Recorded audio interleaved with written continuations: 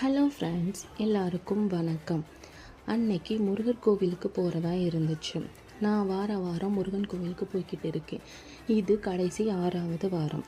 அதனால் அங்கே இருக்கிறவங்களுக்கு சாப்பாடை ரெடி பண்ணலான்னு சொல்லிட்டு வெஜ் பிரியாணியும் தயிர் பச்சடியும் தான் ரெடி பண்ணி கொண்டு போயிருந்தோம். அப்புறம் இது கடைசி வாரன்றனால குட்டியாக ஏதாவது பிரசாதம் கொடுக்கலான்னு சொல்லிட்டு கேசரி ரெடி பண்ணி கொண்டு போயிருந்தோம். கோவிலுக்கு போகிறதுக்கு முன்னாடி வீட்டிலையே சிம்பிளாக பூஜை பண்ணலான்னு சொல்லிட்டு என்னோடய வீட்டு பூஜை ரூமையும் டெக்கரேட் பண்ணிகிட்டு இருந்தேன். பூஜைலாம் பண்ணி முடிச்சுட்டு அன்றைக்கி மார்னிங் பிரேக்ஃபாஸ்ட்டுக்கு தோசையும் சட்னியும் சாப்பிட்டுட்டு ஒரு கப் டீயும் குடித்தாச்சு. என்னோடய ஹஸ்பண்ட் லஞ்ச் பாக்ஸுக்கு முலாம்பழம் கட் பண்ணி வச்சுட்டு பீட்ரூட் பொரியல் தான் ரெடி பண்ணியிருந்தேன். அப்புறம் எங்கள் வீட்டில் இருந்து எங்கள் ஏரியா பஸ் ஸ்டாப்புக்கு போகலான்னு சொல்லிட்டு ஒரு ஆட்டோ புக் பண்ணி தான் போய்கிட்டு இருந்தோம். பஸ் ஸ்டாண்ட் ரீச் ஆனதும் நாங்கள் போகிற கோவிலுக்கு பஸ் ஏறி உட்காந்தாச்சு. போகிற வழி ஃபுல்லாக ஐயோ செம்ம டிராஃபிக்கு. ஒரு வழியாக அந்த டிராஃபிக்லாம் கடந்து நாங்களும் கோவிலுக்கு ரீச் ஆகியாச்சு.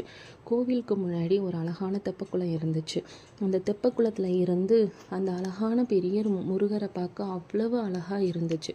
வாரம் இந்த புறாக்களுக்கும் வீட்டில் இருந்து அரிசி எடுத்துகிட்டு போவோம். அன்றைக்கும் அதே மாதிரி புறாக்களுக்கு அரிசியை போட்டுட்டு கோவிலுக்கு போக ஸ்டார்ட் பண்ணியாச்சு. இது பெங்களூரில் இருக்கிற அல்சூர் முருகர் டெம்பிள் தான். நாங்கள் வாரம் செவ்வாய்க்கிழமை போகிறதுனால எப்போவுமே இந்த கோவில் கூட்டமாக தான் இருக்கும். அன்னைக்கும் அதே மாதிரி தான் நல்லாவே கூட்டமாக இருந்துச்சு. நானும் முருகருக்கு வெற்றிலை தீபம் போடலான்னு சொல்லிட்டு தீபத்துக்கு தான் ரெடி பண்ணி வச்சுட்டு இருந்தேன். பார்த்திங்களா எவ்வளோ பேர் முருகருக்கு தீபம் போட்டிருக்காங்கன்ட்டு. அவங்க அத்தனை பேரோட வேண்டுதலும் அந்த முருகர் சீக்கிரம் நிறைவேற்றி கொடுக்கட்டும். என்னோடய அத்தை முருகருக்கு அடிப்பிரதட்சணம் பண்ணிகிட்டு இருந்தாங்க. அத்தை அடிப்பிரதட்சணம் பண்ணி முடிச்சுட்டு நாங்களும் முருகரை பார்த்துட்டு வெளியில் வந்தாச்சு.